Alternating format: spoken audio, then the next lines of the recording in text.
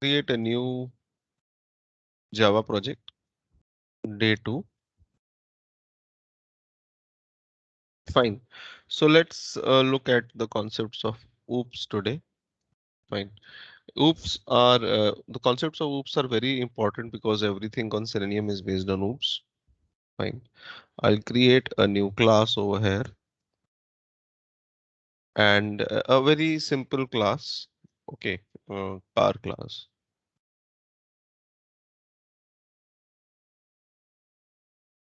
Now the properties of the car are like every car has a name, every car has a capacity. Fine. So these are two simple properties of the car class. Fine. Now I'll create another class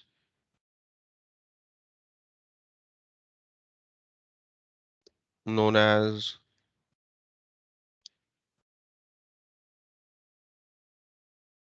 say test car, and this will have the main function. I have kept the main function in this particular class. In this class, there was no function as such, but just two variables defined. Now inside the test car class, I'm going to create the object of car class.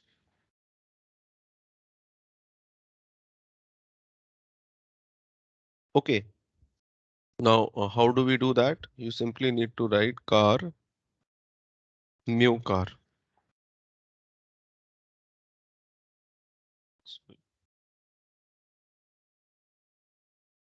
So this is known as technically creating the object of the car class.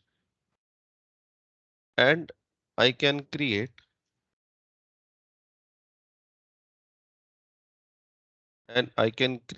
as many objects as I want.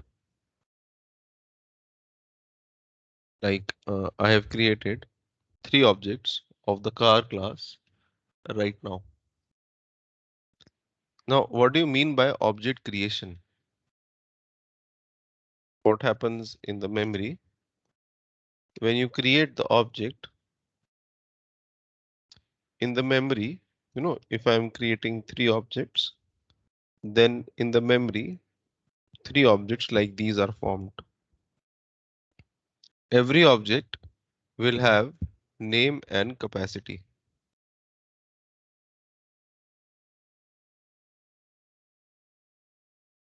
Every object will have name and capacity.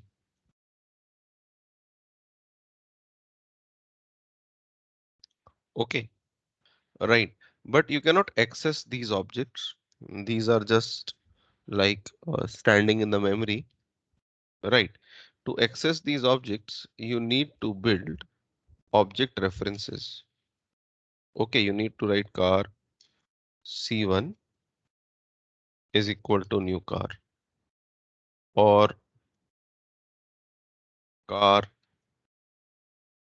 C2 equals to new car, or car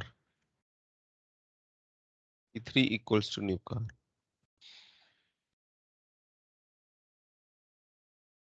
So C1, C2 and C3,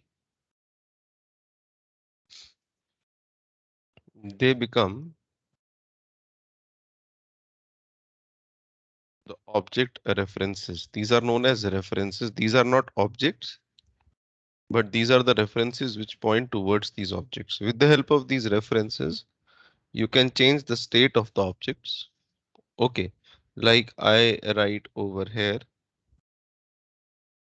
given dot name is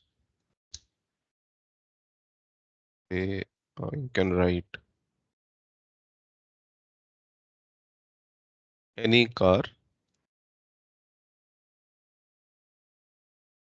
and C1 dot. When you write dot, you get the parameters of the object.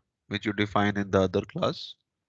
Okay, I can write C1 dot capacity is say 4. Similarly, I can define C2. I can write C2 dot name is uh, say okay, and C2 dot capacity. Right. So you have different objects over here.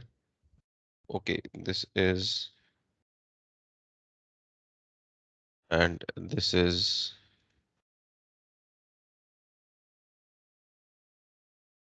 okay, and you can call it this. So similarly,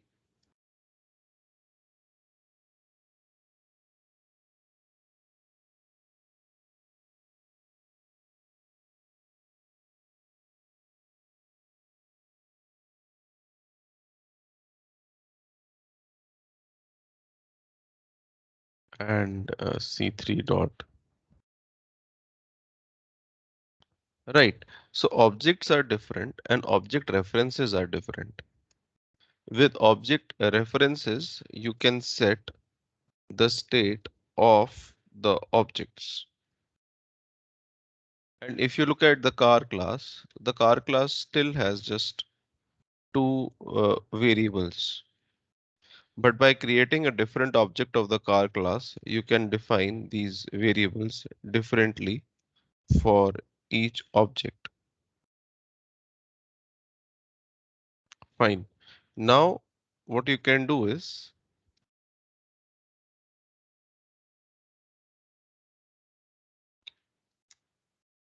maybe you can print C1 dot name,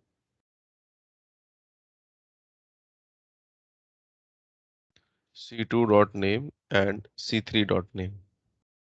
So when you run this, these will print the names. Okay, if I define a function inside this car class, if I just write over here, uh, public void print car details, and this will just go and print the name of the car. This is known as the concatenation operator. Plus, it concatenates a variable and a string. Okay, so the name will be printed and the capacity will be printed, and in between there will be three hyphens.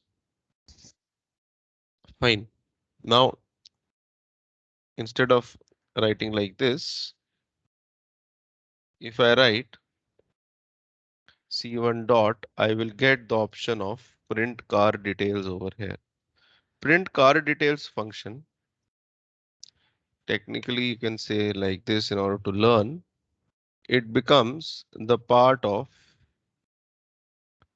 every object.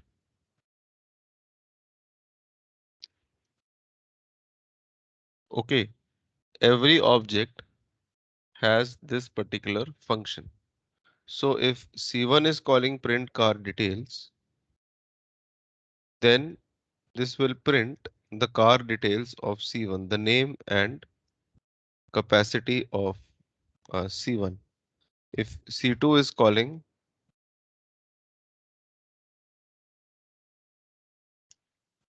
or if C3 is calling, it will print the details of those particular cars. Okay, if I run this, see, right? Okay, the function is one. But it depends which object is calling that particular function.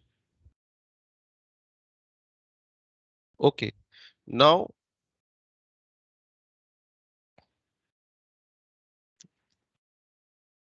if I write C1 equals to C2, Now this is something which will change the system over here. Now C1 will not point here.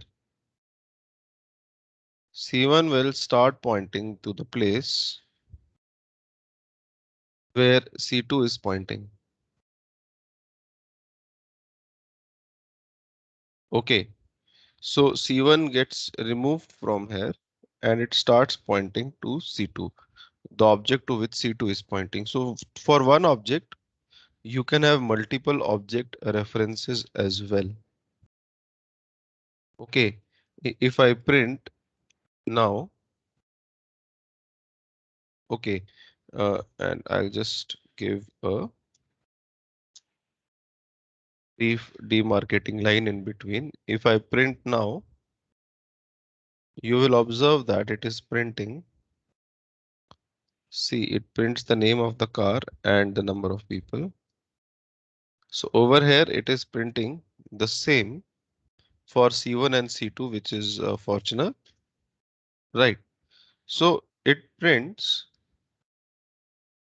the details for the same object and any of the object references. Like if I write over here, if I change the name, if I write C1 dot name is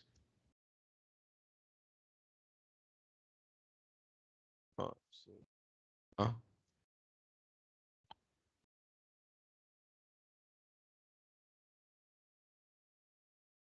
okay, I change the name for C1, then this name will be changed in the memory.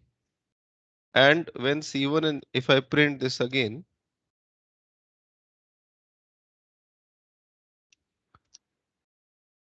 you see both of them print a different, like the same car name, but different than the original one.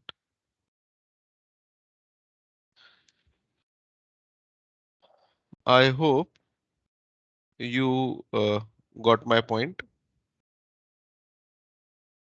Fine. Anyone with any questions, you can let me know. So what happened to the object which was created for C1? It's lying there orphan? Pardon? I The, couldn't get your the, ob- point. the object which was created for C1, right? Where you had like Honda City. Uh, the object, yeah, Which was this one. created in the MS Paint, like where so now none of them are pointing to that, right? So what's happened to that? This one. Yeah, This object is nothing. It cannot be accessed now. okay. Okay. This object, guys, just a minute. There's an alarm going on. I'll switch it off. Just a minute.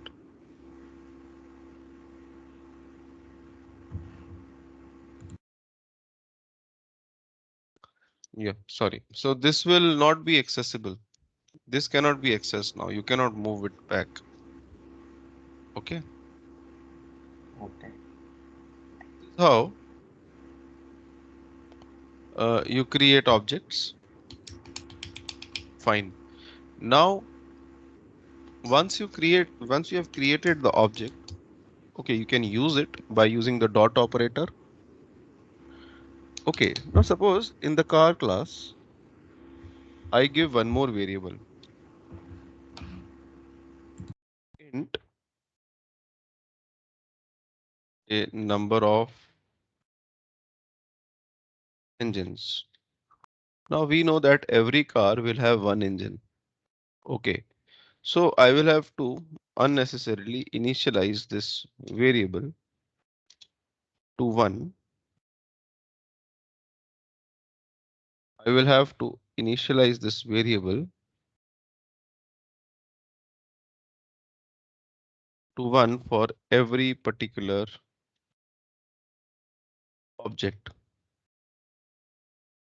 This variable number of engines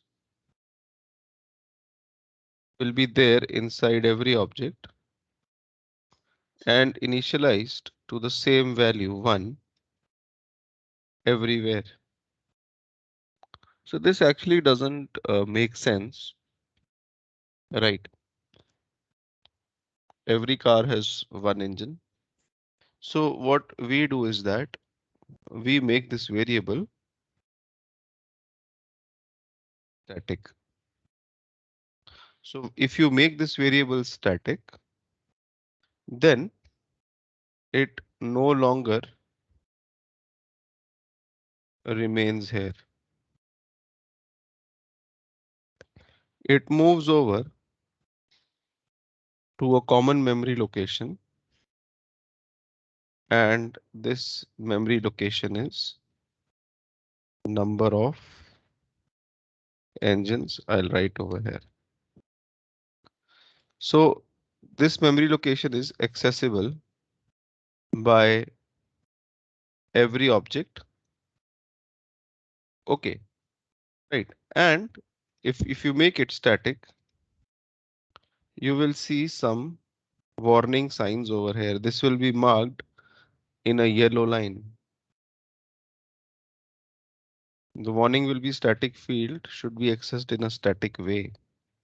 So static fields should not be accessed with the object because they are not in the object. Okay, number of engines is no longer in an object. So it will give you a warning. So you remove this. And to access static stuff, you can access it directly with the name of the class. Yeah, I can write car dot number of engines are 1. Okay, fine. So this variable over here is known as non-static global variable.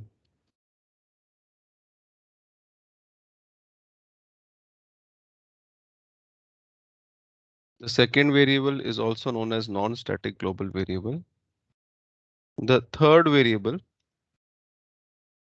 is known as static global variable. Fine. This function is known as non-static function. And you can also have static functions. I can write public static function. Then this function is known as a static function. Fine.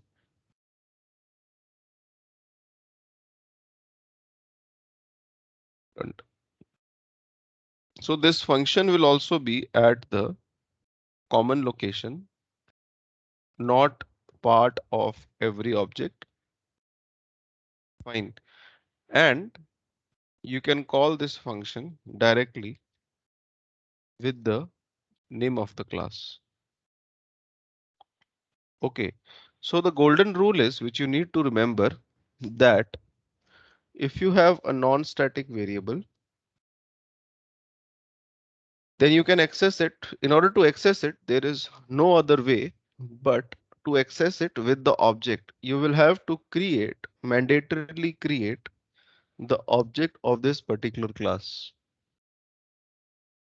And if you have a static variable, you can directly access it with the name of the class. Okay, that is what you need to remember. And this is what the major thing about object-oriented programming is. Fine. Now, if this is the scenario, then how is object-oriented programming helpful in Selenium? Okay, let me add the Selenium jar files and show you. Yesterday I had told you how you can add the Selenium jars in the project. Hold on.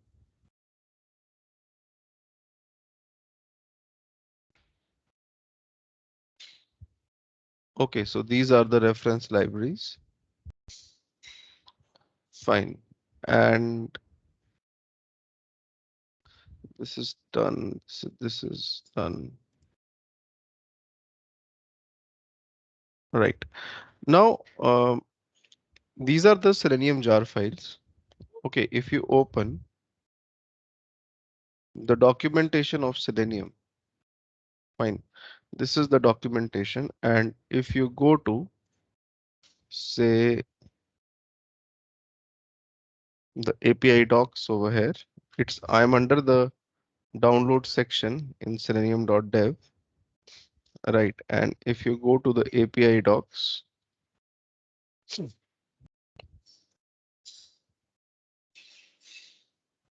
and if you do move to the frames view, right. Now over here, there are many classes. Okay. If you scroll down,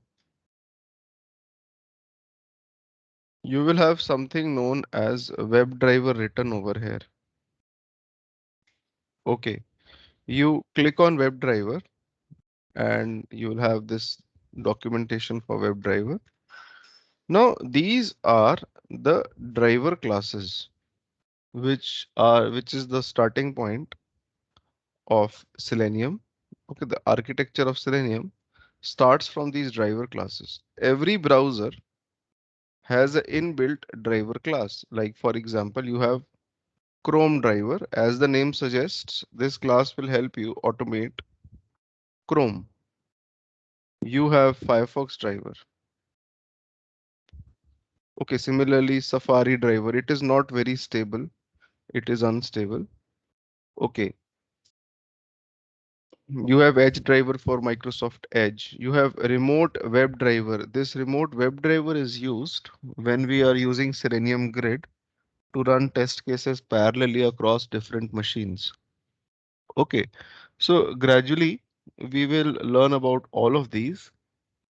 Okay, and this is the starting point from where we should be moving ahead. Fine. Now I'll just make a new class known as Selenium Basics.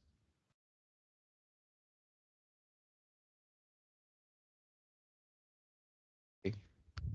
So what I'll do is that I'll make the object of this Chrome driver class. Fine. I'll write over here Chrome. If you just write Chrome and you hit Control spacebar of the keyboard, this is a shortcut in Eclipse. Control spacebar, you will get the names of all the classes which start from the word Chrome, and you want to use Chrome driver. So use Chrome driver and it will be imported as well. Okay, if it is not imported by chance, if you type the complete name, you just move the mouse over this. Okay, right now you're not getting the option to import. Hold on. You create the object of Chrome driver. One way is that you write the complete word and create the object, then move the mouse over it. You will get the option to import this class. You import this. This is an inbuilt class. You have imported it somewhere from the jar files. Like I had created the class car and I had created the object of the car class car over here. Similarly, somebody has made the Chrome driver class that is there inside the reference libraries section, right? And you can create the object of this class in order to automate Chrome. Okay, and uh, out here, if I run this program,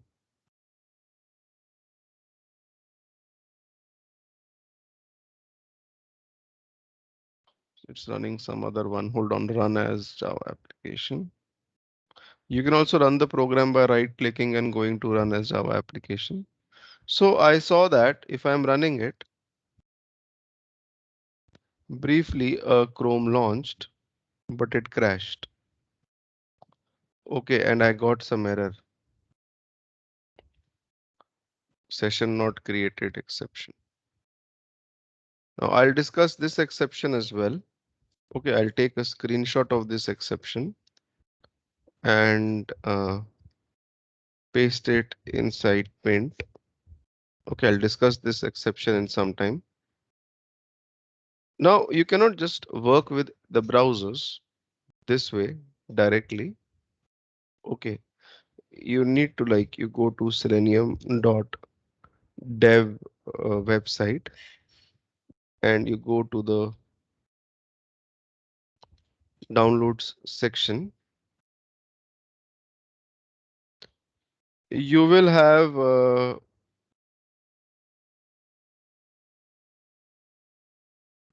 platforms supported by Selenium section. You expand the browsers. So over here, you have this link. You expand this link. You need to download a runner exe for every particular browser. Okay, like for Chrome, they have this link. Note that we have migrated to new Chrome. Okay, this is the new site. Okay, now you know, just a minute. Yeah, you go to this downloads link. Okay, basically this link. I'll keep this link over here. Fine. And out here, what you need to do is every Chrome browser version has a certain exe which you need to download from here. Okay, so if you need to just check out your Chrome, go to help about Google Chrome. My version is 91.0. Okay, so what you need to do is if you are using Chrome 91, please download this. They have written. I'll click on this and I'll download Chrome Win 32. Okay.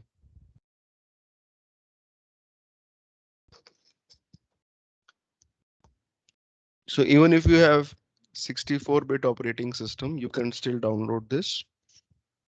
Okay. And you have this thing, extract it.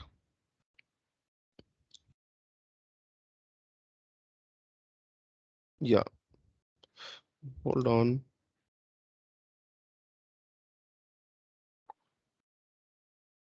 You will have this exe file. Don't run this exe. Okay. Copy it somewhere into your system for long time usage. Okay. So I'll copy it in the drive Ashish drivers folder. Okay, and you need to give a command in your code. You need to write system dot set property webdriver dot chrome dot driver, and in the value give the path of the exe. Okay, give the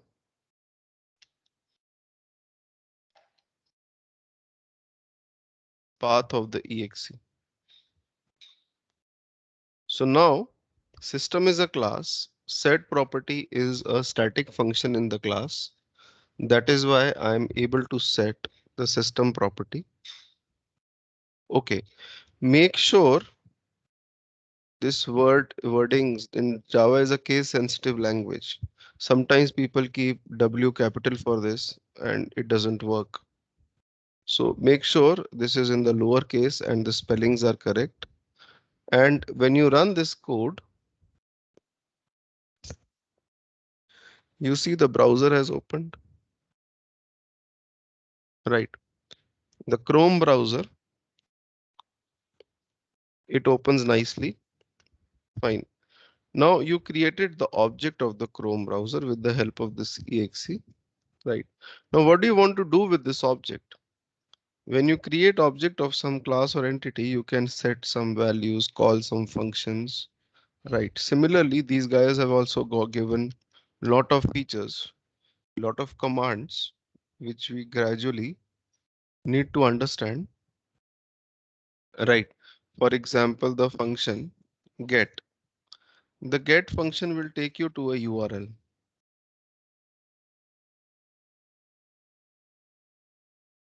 You mention the URL over here. Please mention the protocol as well. Otherwise, this will not work. It throws an error. Okay. If you run this code, you will see that this goes to Yahoo Mail. Okay, right. So this thing opens Yahoo Mail and pretty neatly done. Okay. Now you can also write many other commands to interact with the browser. But let me just talk about how to open different browsers first. Okay. The second browser is in the documentation. Let's talk about Firefox driver. Okay, if I just write Firefox, I'll get the option after hitting Control space bar. Okay, and you write Firefox driver dot get again to http://yahoo.com. I'll comment these 3 lines and run the program. You will see some error will come up. Session not created exception. Now I'll just tell you when this exception comes. If the say if tomorrow my Chrome upgrades to 92 version, I have currently 91 version. If it updates to 92 and I have the older exe, then you get this exception session not created.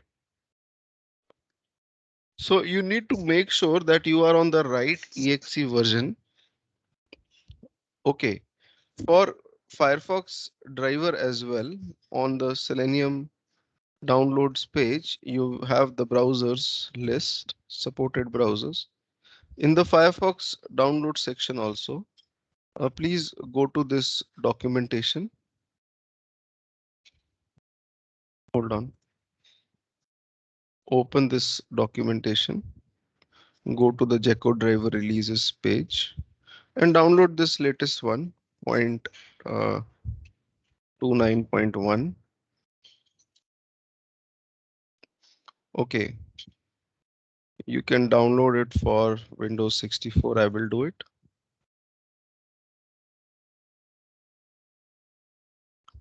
So every browser manufacturer has or provider has given these EXEs in order to automate them. Right. So this is the Gecko driver exe. I will also put it safely under drivers folder. Okay. And you need to give the same command which we gave in case of Chrome. Only thing is webdriver.chrome.driver. Instead of this, you have to write webdriver.gecko.driver and give the exe path of gecko-driver.exe. And when you run this code, this will open a Firefox browser and will take you to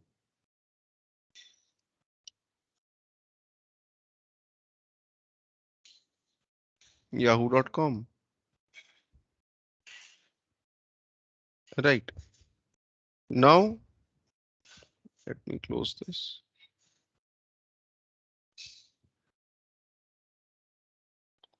Right. Now over here,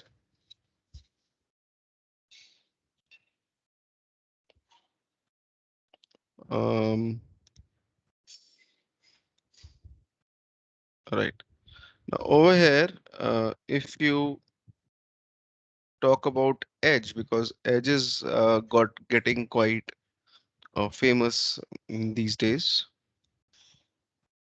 So this is Edge driver. Okay, Edge driver is also there. So you can create the object of Edge driver.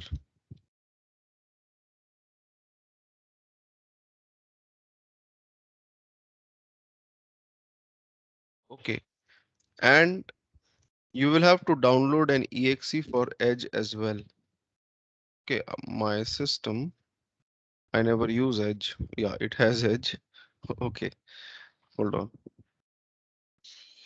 First of all, check your version of the Edge as well. And in your Edge driver, which is out here, you open the documentation. It will take you to the Microsoft website. Fine. And you check out. Actually, Edge is also Chrome these days. They are using the Chromium engine for the browser. If you go to about Microsoft Edge, the version is same as the Chrome because they are actually using Chrome behind it. The engine of Chrome 91.0. 8648. Yeah, this is the version I am having. So I download the exe for 64-bit.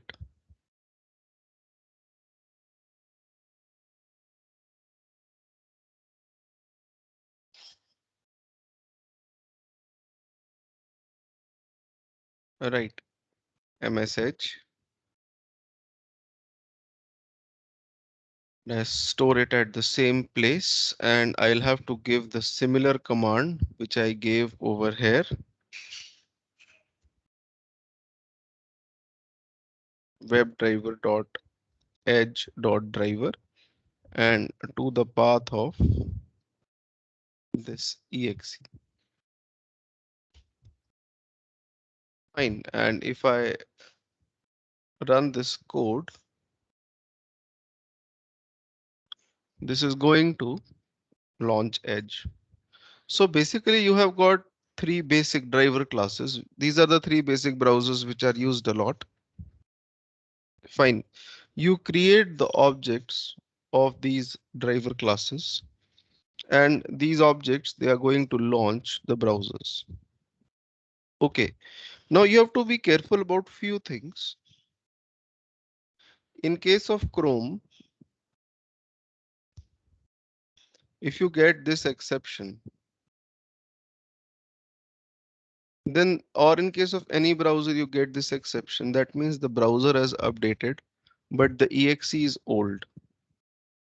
Now when Chrome updates, the Chrome guys, they are quite fast.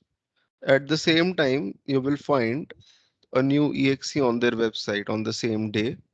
So it becomes easy. But the Firefox guys, they take time to update the exe after the upgrade of the version. So what they do, they upgrade the version but give you the exe maybe after 4 days or 5 days. So meanwhile, your code doesn't work. All right. So there is a good way in Firefox to prevent this. And go to Tools, Options, and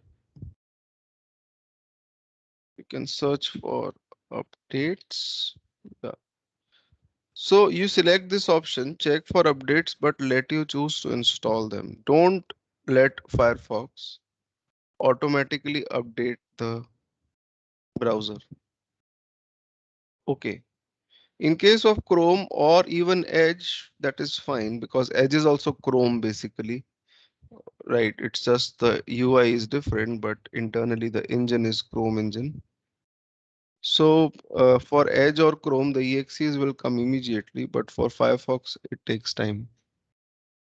All right. Now you have opened the browsers, but now the next thing is you need to go ahead and interact with the web pages as well. How do you click on a link on a browser? So will I have to write a separate piece of code to click on Chrome, a separate piece of code to click on Firefox, a separate piece of code to click on Edge. All right, that we will understand. But before that, we will have to understand in OOPS, there is a concept known as interface. First, we will have to understand the concept of interfaces in Java. And after that, we can understand how you interact with these browsers. Right, I'll come over to that. But firstly, every time if I have to interact with the browser, I have to write this particular line. So you can prevent writing this line. Okay, just keep all the exes in a single folder, copy the path of the folder, go to my computer properties and go to advanced system settings link over here. And you will have the environment variables button over here. Click on that, go to your environment variables. All right. And there would be a variable known as path. Okay. It's under system variables. Edit that variable. Fine, just a minute. And create a new variable and paste the path where you have kept the exes. Fine. Make sure all the exes are under this folder. Click on OK, OK, OK. Now, if I create the object of Chrome driver and take myself to Yahoo, and if I run this code, this now doesn't work. You need a system restart for this to work. Okay, restart your system. The environment variables would be loaded. Or let me just try by restarting my Eclipse. Hold on.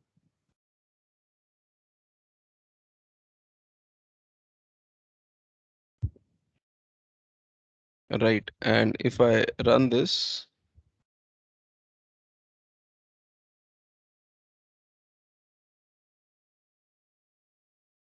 no, it doesn't work. I'll have to restart my system. So you'll have to restart your system in order to place the effect that you don't need to give these commands, that is system.set property, again and again. All right, fine. Now, few things about Eclipse as well, because somebody asked me a question yesterday after the class, so I realized that people over here are a little new to Eclipse as well, or even if they are not new, they they have some challenges or they are not having the right knowledge. So first of all, this is your project explorer. At times, sometimes people close this project explorer by mistake and then they don't know how to bring it back. Or this is your console, you close it by mistake and then you don't know how to bring back this console. So you go to Windows, show view, console. The console will come back, and Windows, show view, package explorer. So your package explorer will come up. Okay, right. Now This is the class Selenium Basics, and this class is lying over here. Right now, we just have got three classes. Okay, at times, the number of classes they become huge. They become, uh, you know, uh, uh, they become a lot larger in number. Okay, so you are not able to figure out that where is your class which you had made Selenium Basics.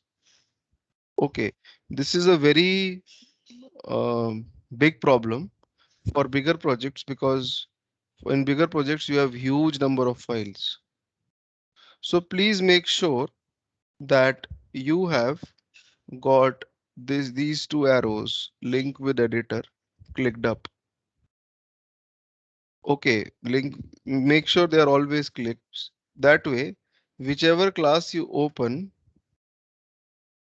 that gets highlighted in the left side. See, if I'm changing my classes over here, they get highlighted.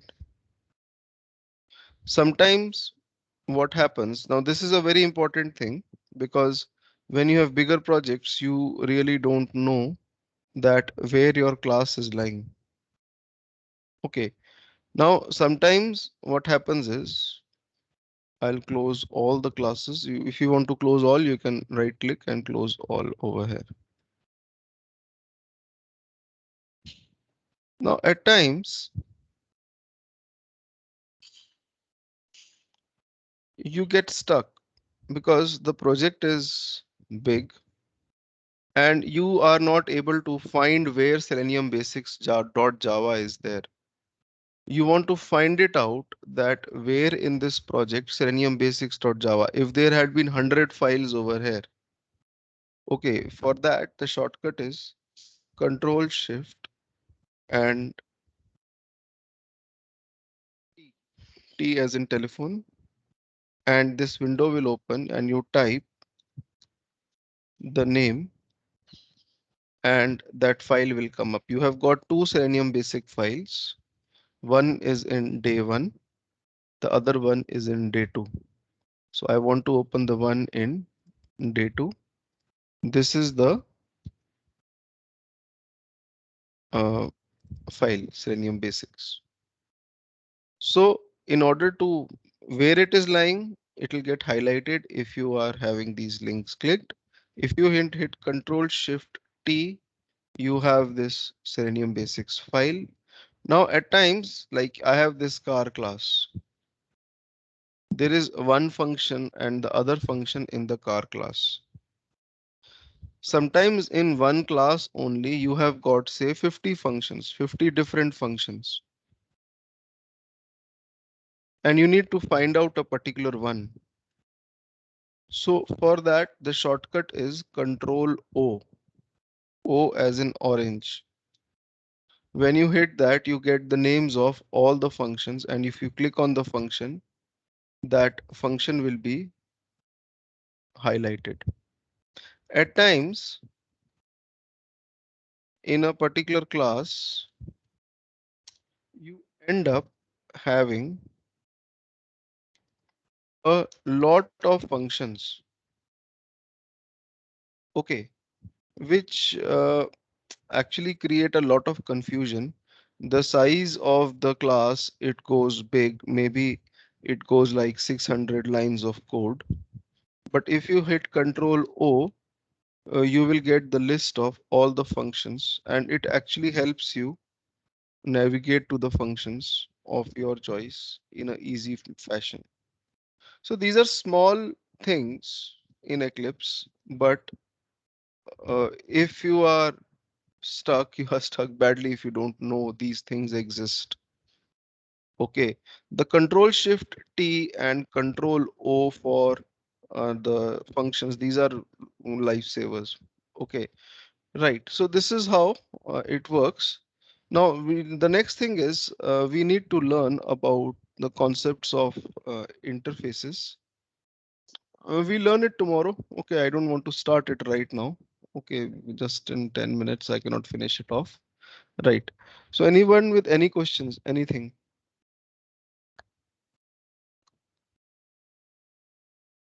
Anybody with any questions? Right.